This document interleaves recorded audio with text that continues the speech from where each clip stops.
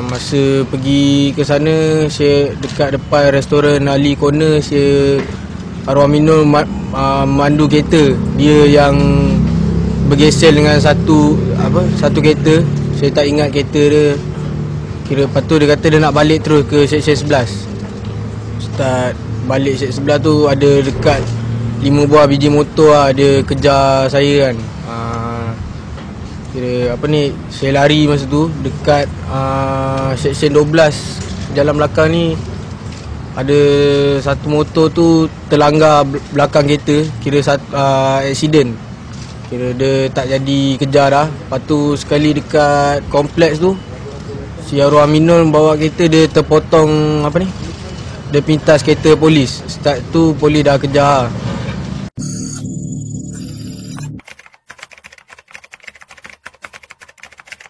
Aminur Rashid Hamzah dilahirkan pada Ogos 1995. Berusia 15 tahun menetap di Shah Alam, Selangor yang ditembak mati oleh seorang anggota polis. Kejadian berlaku semasa dikatakan mangsa cuba melarikan diri daripada sekatan polis. Kejadian ini turut menjadi bahan berita hangat sehingga tekanan awam mendorong Kementerian Dalam Negeri untuk menubuhkan satu panel khas yang diketuai oleh Timbalan Menteri Dalam Negeri ketika itu, Abu Seman Yusof, untuk membuat siasatan lebih terperinci. Kematian Aminur Rashid menjadi isu politik yang mana Barisan Nasional dan Pakatan Rakyat menawarkan bantuan kepada keluarga arwah. Terjurus selepas itu, Tarpal Singh kemudiannya dilantik sebagai peguam keluarga Aminur Rashid untuk menangani kes ini. Beberapa ahli politik turut mendesak Ketua Inspektor Polis agar meletak jawatan ekoran kejadian ini. Pada jam 2 pagi 26 April 2010, Aminur Rashid mati ditembak oleh anggota Peronda Polis berhampiran rumahnya di Jalan Mak Yong, Seksyen 11 Shah Alam, Selangor. Aminur Rashid memandu kereta Proton Iswara milik kakaknya tanpa lesen pada malam hari bersama rakannya. Polis peronda yang menaiki kereta Peronda Polis MPV telah mengejar dan mengarahkan suspek berhenti, tetapi Aminur Rashid ketakutan lalu melarikan diri dan kononnya telah membahayakan anggota polis. Kereta Peronda Polis mengejar kereta yang dipandu oleh Aminur Rashid sejauh 6 km dalam kelajuan yang tinggi sebelum suspek terlanggar sebuah motosikal. Beberapa kali polis cuba memberi arahan dan amaran agar kereta itu berhenti, namun mangsa enggan berbuat demikian. Akhirnya beberapa tembakan dilepaskan yang mana tembakan tepat di bahagian belakang kepala mangsa. Rakannya Muhammad Azamuddin Omar yang duduk di sebelah telah melarikan diri dan hanya mengalami kecederaan ringan di tangan dan badan. Untuk pengetahuan anda, N. Sarundran dan Latifah Koya juga bertindak sebagai peguam untuk kes ini. Ketua Polis Selangor Datuk Khalid Abu Bakar ketika itu menyatakan polis telah meneliti keterangan 20 saksi dan masih berharap saksi-saksi yang lain. Ketua Polis Negara Tan Sri Musa Hassan sendiri pergi ke lokasi untuk mendapatkan gambaran sebenar selepas Peguam Negara Malaysia menerima kertas siasatan awal. Sebahagian kereta peronda polis dilengkapkan dengan kamera sejak 2006. Peguam Negara Tan Sri Abdul Ghani Patail mengarahkan polis menjalankan siasatan lebih lanjut sekali lagi selepas menerima kertas siasatan awal. Presiden Pertubuhan Peribumi Perkasa Malaysia Perkasa Datuk Ibrahim Ali mencadangkan sebuah inkuest ditubuhkan. Ketua Polis Negara menyatakan bahawa polis perlu mempertahankan diri daripada sebarang ancaman. Kereta juga adalah senjata yang boleh digunakan untuk melanggar dan membunuh seseorang. Pada waktu malam, seseorang pemandu tidak dapat dipastikan seorang dewasa atau remaja. Sesiapa yang ditahan oleh pihak polis hendaklah berhenti dan tidak takut disaman. Jika tidak mempunyai lesen sekalipun, hendaklah berhenti apabila ditahan oleh anggota polis. Jika melarikan diri, pemandu akan disyaki sebagai penjenayah, apatah lagi membawa kereta secara berbahaya. Pada 30 April 2010, panel khas memantau insiden remaja ditembak ditubuhkan oleh Kementerian Dalam Negeri Malaysia. Panel ini terdiri daripada kalangan pertubuhan bukan kerajaan NGO yang tidak berkepentingan politik maupun polis diraja Malaysia, iaitu Datuk Wira Abu Seman, Pengerusi Timbalan Menteri Dalam Negeri, Datuk Ahmad Fuad Abdul Aziz, Timbalan Pengerusi Timbalan Ketua Setiausaha Keselamatan Kementerian Dalam Negeri, Tun Hanif Omar, bekas Ketua Polis Negara, Datuk Denison Jayasurya, bekas Pesuruh Suruhanjaya Suhakam, Kamal Afendi Hashim, penganalisis jenayah, Datuk Muhammad Syafiq Abdullah, Peguam Anggota Suruhanjaya Antara Kerajaan ASEAN mengenai Hak Asasi Manusia, Datuk Dr. Michelle Yeoh, Anggota Suruhanjaya Hak Asasi Manusia Malaysia Suhakam, Profesor Abdul Halim Siddiq, Timbalan Naib Chancellor Universiti Teknologi MARA. Tujuan panel ini ialah sebagai jambatan penyalur maklumat kepada orang ramai. Hasil siasatan yang dilakukan oleh polis termasuklah memantau dan menilai hasil siasatan itu supaya tidak berlaku penyelewengan. Panel ini mula bertugas dengan melawat tempat kejadian iaitu sekitar Seksyen 11 pada 4 Mei 2010 untuk tujuan siasatan awal. Kemudian pada 10 Mei 2010 mereka menyerahkan laporan awal siasatan mereka kepada Jemaah Menteri. Setelah 4 bulan menyiasat pada 3 September 2010, panel khas ini bermesyuarat buat kali terakhir untuk membuat usul supaya penambahbaikan terhadap perintah tetap Ketua Polis Negara dengan memasukkan beberapa pendekatan yang diguna pakai di negara-negara maju, di samping menyerahkan laporan akhir mereka kepada Kementerian Dalam Negeri tidak lama selepas itu.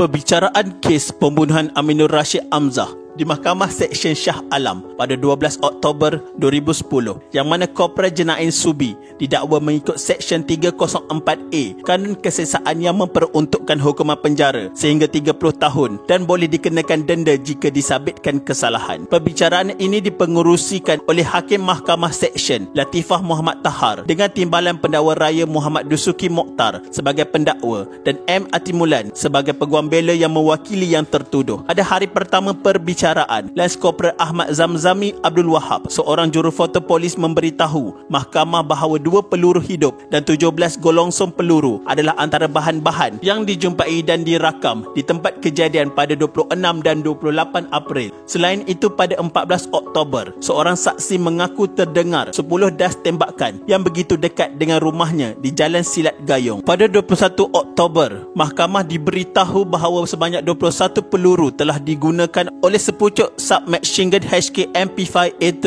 yang didaftarkan atas nama Korporal Jenain. Setelah mendapati bahawa senjata yang berisi 100 peluru dipulangkan dengan 79 peluru pada 26 April setelah digunakan oleh Jenain untuk meronda pada 25 April. Pada 21 Oktober juga, 3 ahli keluarga Aminur Rashid iaitu kakaknya Tuti Shahnizan Anum Hamzah, suaminya Muzaffar Mahali dan Mahali Ramlan iaitu bapa mertua Tuti disoal tentang parang yang ditemui di dalam kereta yang dipandu oleh mangsa sewaktu kejadian. Lalu mereka menjawab bahawa parang itu bukan kepunyaan mereka. Apatah lagi, Tuti mengaku tidak pernah melihat adiknya membawa parang sebelum kejadian. Pada 28 Oktober, pakar perunding kanan perubatan forensik Jabatan Perubatan Forensik Hospital Tengku Ampuan Rahimah HTAR Kelang, Dr. Khairul Azman Ibrahim memberitahu mahkamah bahawa Aminur Rashid meninggal dunia disebabkan luka tembakan di kepala dan mungkin menghembuskan nafas terakhirnya beberapa saat selepas ditembak. Pada 9 November, Ketua Unit Senjata Api dan Kesan Alat dari Seksyen Kriminalistik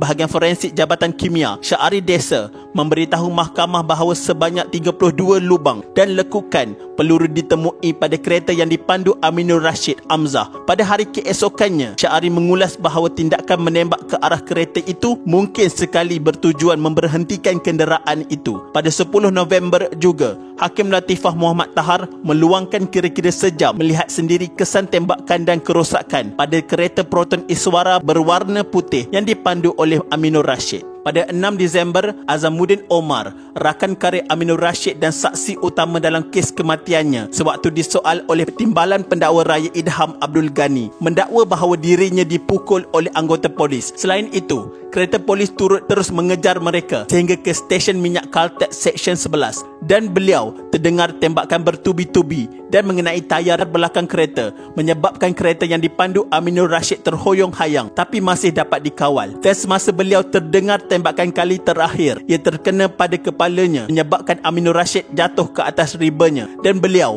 nampak bahagian belakang kepalanya berlubang dan berdarah. Setelah kereta terbabas dan melanggar tembok, beliau cuba keluar dan ingin menyerah diri tetapi diterajang oleh pihak polis di badan dan kepala namun sempat menyelamatkan diri. Saya dah dengar kena tembak kereta saya dah kena tembak. Masuk corner ke jalan tarian tu saya kira polis dah tembak tayar semua, dah tembak kereta. Kereta bergerak lagi, kira arwah Aminul dia tak nak berhenti lah. Dia kata nak balik terus ke rumah. Lepas tu polis tembak lagi sekali. Sekali tu peluru tu tembus ke kepala dia. Dia jatuh ke riba saya. Start dia jatuh riba saya tu, polis tembak lagi sebab kereta masih jalan. Kira dia badan dia meninggal ke atas riba saya. Kaki dia kat pedal minyak. Kira polis tembak lagi sebab polis ingat kira kita nak larikan diri lagi lah sebab kereta masih berjalan kan. Start tu saya dilanggar tembok, terlanggar tembok dekat depan jalan. Masa langgar tembok tu saya nak keluar, nak menyerah diri. Saya terjatuh daripada longkang, saya serah diri kat polis. Lepas tu saya tak nampak ada seorang polis tu, dia datang dari jauh, dia terus terajang kepala saya. Lepas tu ramai-ramai polis tu pukul saya kan, belasah saya ramai-ramai. Lepas tu tak macam mana satu jalan tu saya lepas, saya dapat keluar dari situ, polis tu tak dapat kejar saya. Pada 14 Disember, seorang rakan sejawat tertuduh, Konstebel Muhammad Hafiz Muhammad Yusof, memberitahu mahkamah bahawa tertuduh memang melepaskan tembakan ke arah mangsa. Pada hari berikutnya, Hafiz menyangkal soalan bahawa dirinya turut melepaskan tembakan pada malam kejadian. Cara pemanduan Aminur Rashid yang agresif dan melulu serta beberapa kali menghimpit kereta peronda polis menggambarkan seolah-olah pemandu kereta itu adalah seorang penjenayah. Perbicaraan bersambung pada 28 Januari 2011 untuk mendengar hujah pembelaan. Pada 29 Januari 2011, Peguam M. Atimulan yang mewakili Jenain, pakar forensik dan ahli kimia, sebelum ini gagal mengesahkan dari senjata mana anak peluru yang ditemui di dalam kepala mangsa dilepaskan kerana tiada bukti forensik untuk mengaitkan bahawa anak peluru itu telah dilepaskan sama ada oleh senjata Jenain atau Muhammad Izham. Jenain diperintah oleh Mahkamah Seksyen Shah Alam untuk membela diri pada 28 Februari 2011. Tertuduh menerangkan mahkamah bahawa dia tidak berniat untuk membunuh sesiapa. Sebaliknya bahawa beliau hanya bertindak jujur dan munasabah ketika melepaskan tembakan pada hari kejadian. Pada 15 September,